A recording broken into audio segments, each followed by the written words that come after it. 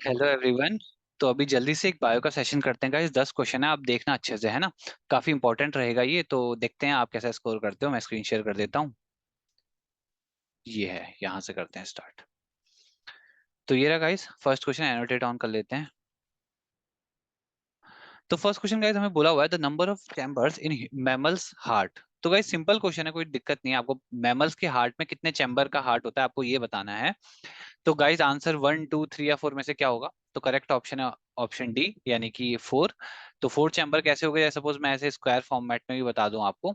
तो ऊपर के दो चेम्बर हो गए आपके आर्टरिया,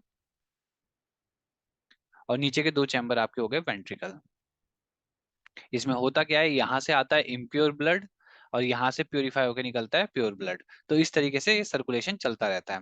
ये आपको आई होप क्लियर हो गया। इसके साथ साथ गाइज ये भी याद रखना, जो 2 चैम्बर्ड हार्ट होता है वो किस में होता है?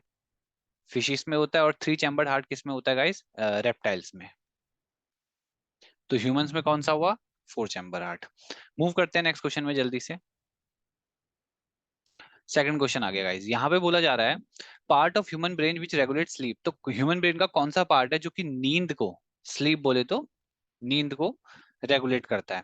तो medulla oblongata, cerebellum, pineal gland या पिट्यूटरी ग्लैंड? तो यहाँ पे गाइस पहले, सबसे पहले तो आंसर की बात कर लेते हैं। आंसर होगा हमारे पास यहाँ पे पीनियल ग्लैंड, जो कि नींद को वो रेगुलेट करता है। बट अगर यहीं पे आपको पूछा जाए कि मेडुला ऑब्लोंगेटा फिर क्या करता है, तो बेसिकली गाइस इसका काम रहता है आपके ब्रीदिंग रेट को, है ना। क्योंकि गाइस देखो, रात को जब आप सो जा रहे हो तो उसके बाद आपकी ब्रीदिंग कौन कंट्रोल कर रहा है? Medulla oblongata. या फिर आपके डाइजेशन के प्रोसेस को, क्योंकि हम ये सब चीजें गाइस हम थोड़ी कर रहे हैं खुद से ना। तो इस तरीके की चीजें कौन करता है? Medulla oblongata. सेरिबेलम देन क्या करता है? ये बेसिकली गाइस आपकी बॉडी के पोस्चर को मेंटेन करने में काम करता है। या आप कह सकते हो कि आपके मस्क्यूलर मूवमेंट का ध्यान कौन रखता है? सेरिबेलम। ठीक है। उसके बाद गाइस पिट्यूटरी ग्लैंड है, ये भी काफी इंपॉर्टेंट है। क्यों? क्योंकि एक तो ये बहुत सारे हॉर्मोन्स सिक्रेट करता है।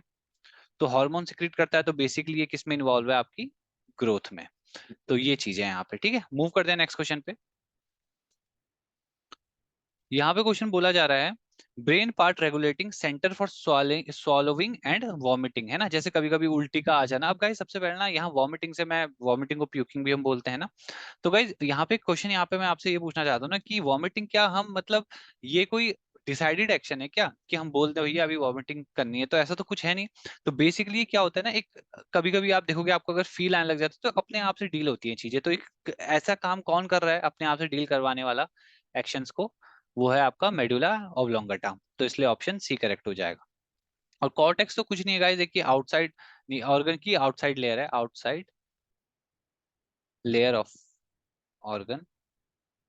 तो ये है कॉर्टेक्स। बाकी सेरिबेलम और सेरिब्रम, हाँ गाइस एक नया वर्ड भी तो आ गया हमारे पास यहाँ पे, सेरिब्रम। तो पहले तो गाइस ये आप याद रखना, ये किसके अंदर होता है? ये होता है फोर ब्रेन के अंदर होता है।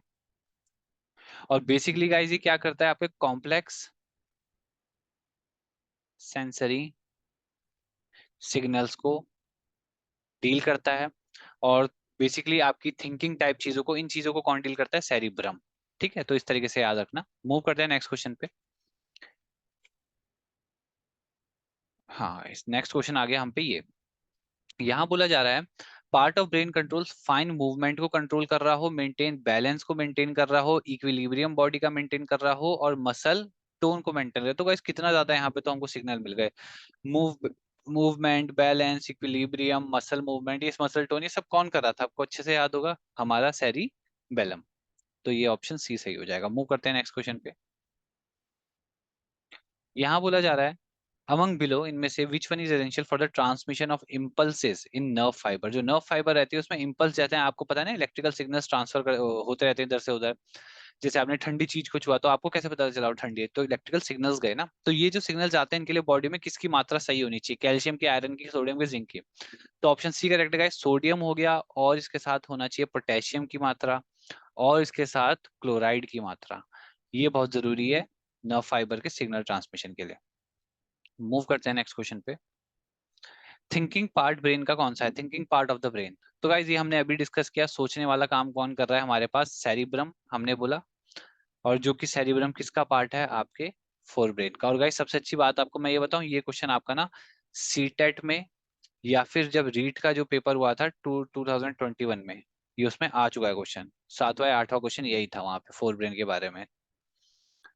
थिंकिंग पार्ट सेम यही क्वेश्चन था, वो थिंकिंग से रिलेटेड ही। अब है यहाँ पे which one is vestigial organ. तो गाइज इसको आंसर करने से पहले आपको पता होना चाहिए वेस्टिजियल ऑर्गन कौन से होते हैं। पहले तो ऑप्शन है jaw apparatus, ear muscle, canine teeth या ह्यूमरस। तो गाइज वेस्टिजियल ऑर्गन ऐसे ऑर्गन है जो गाइज आपके मतलब आप ऐसे कह सकते हो कि अनवांटेड टाइप के ऑर्गन है।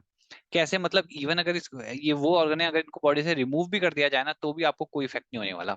तो आप सोच लो जॉ पैरेटस को, कैनाइन टीथ को, ह्यूमरस को अगर आप हटा दोगे तो क्या ह्यूमरस क्या है गाइज, ये एक बेसिकली बोन है। ठीक है, तो एक तरह की बोन है, बिना बोन के कोई काम चल सकता है, नहीं चल सकता। टीथ के बिना नहीं चल सकता, जॉ का पैरेटस ही नहीं होगा तो कैसे चलेगा, कुछ नहीं।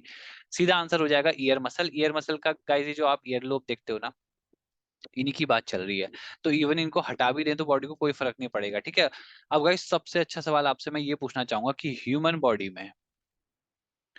बॉडी में total number of vestigial organs कितने हैं, कितने हैं। ठीक है, अगर टोटल नहीं तो अप्रोक्सीमेटली भी, मतलब ऐसा कोई टोटल नंबर तो नहीं है बट अप्रोक्सीमेटली आसपास का नंबर क्या हो सकता है। बहुत अच्छा क्वेश्चन है गाइस, क्योंकि सोचो अभी मैंने आपको एक वेस्टिजियल ऑर्गन के बारे में ये बताया कि ऐसे पार्ट जो बॉडी से हट जाए तो भी कोई दिक्कत ना हो, तो अब बॉडी में ऐसे हैं कितने ही इसके बारे में क्वेश्चन हो। तो गाइस ऑप्शन अगर मैं आपको दूं, 60, 90, 180 या 240, तो गाइस अभी आपको क्लियर करेक्ट आंसर हो जाएगा 180। तो इतने मतलब इतने सारे ऑर्गन्स हैं जो कि एक तरीके से वेस्टिजियल कैटेगरी में आते हैं, जिसमें से क्या अपेंडिक्स हो गया, कॉकिक्स हो गया, तो ये हो गया इस तरीके से। और क्या ऑर्गन है, अपेंडिक्स हैं, और भी बहुत सारे हैं ऐसे, आप गाइस इसके बारे में जरूर देखना। ठीक है, तो मूव करते हैं नेक्स्ट क्वेश्चन पे। यहाँ पे बोला हुआ है which of the following in muscle causes fatigue, किसकी वजह से मसल में फटीग आता है इस तरीके से, या मतलब आप इसको स्प्रेन की तरह भी समझ सकते हो। ठीक है, तो ये है गाइस बेसिकली मतलब ऑप्शन तो हम पे है lactic acid, benzoic acid, pyruvic acid या यूरिक एसिड। तो गाइस यहाँ पे करेक्ट काफी इंपॉर्टेंट क्वेश्चन है और आई थिंक आपको ऑलरेडी पता होगा। जैसे फॉर एग्जाम्पल ना, एग्जाम्पल ले लो आप जिम का। जब आप नए नए जिम जाते हो या कोई भी एक्सरसाइज एकदम से करते हो तो क्या होता है, जैसे आप घर आए तो आपको ना उस लिगामेंट में या वहां पे बहुत दर्द होने लग गया सपोज, है ना, एक दो दिन के लिए रहता है। तो क्यों हो जाता है, क्योंकि मसल में एकदम क्या क्रिएट हो जाता है, लैक्टिक एसिड। और लैक्टिक एसिड होने की वजह से फटीग फील होने लग जाता है, काफी दर्द होता है फिर वहां। और रही बात लैक्टिक एसिड के फॉर्मूला की, तो इसका फॉर्मूला होता है C3H6O3। ठीक है, इस तो फॉर्मूला ये रहता है। मूव करते हैं नेक्स्ट क्वेश्चन पे। यहाँ बोला हुआ है yellow colour of urine, urine के येलो कलर का रीजन। तो गाइस आई थिंक आपको ऑलरेडी पता ही होगा, बाइलिम कोलेस्ट्रॉल यूरोक्रोम में करेक्ट आंसर है यूरोक्रोम। और यूरोक्रोम का फॉर्मूला अगर देखें हम, C33H40N4O6। तो ये फॉर्मूला हमारे पास रहता है यूरोक्रोम का। मूव करते हैं नेक्स्ट क्वेश्चन पे। यहाँ बोला हुआ है thrombin is related with, thrombin जो है ये किससे रिलेटेड है, एक्सक्रीशन से, ब्लड क्लॉटिंग, रिप्रोडक्शन या ग्रोथ। तो गाइस सीधा सीधा ये किससे रिलेटेड है, ब्लड क्लॉटिंग से। ठीक है, और विटामिन के भी किससे रिलेटेड है, ब्लड क्लॉटिंग से। तो गाइस याद रखना ये चीज को, ब्लड क्लॉटिंग आपको पता होगा, हमने एक बार बात भी की थी इसके बारे में। जैसे ब्लड अगर कहीं से निकल तो अपने आप वो जम जाता है ना, तो अपने आप वो पपड़ी जैसी बनती है। तो ये सब जल्दी जल्दी क्योंकि नहीं होगा, अगर जल्दी जल्दी तो क्या होगा, बॉडी से ब्लड बहता रहेगा बहता रहेगा। और शुगर पेशेंट्स के साथ तो सबसे बड़ा इशू है, क्योंकि उनकी बॉडी में जो एंटीकोआगुलेंट्स हैं ये कम हो जाते हैं, है ना। तो इस वजह से कहते हैं कि शुगर की प्रॉब्लम में ये भी दिक्कत है, ब्लड क्लॉट अच्छे से नहीं हो पाता। नेक्स्ट देखते हैं गाइस, कोई क्वेश्चन है तो। नेक्स्ट तो गाइस नहीं है यहाँ पे फिलहाल।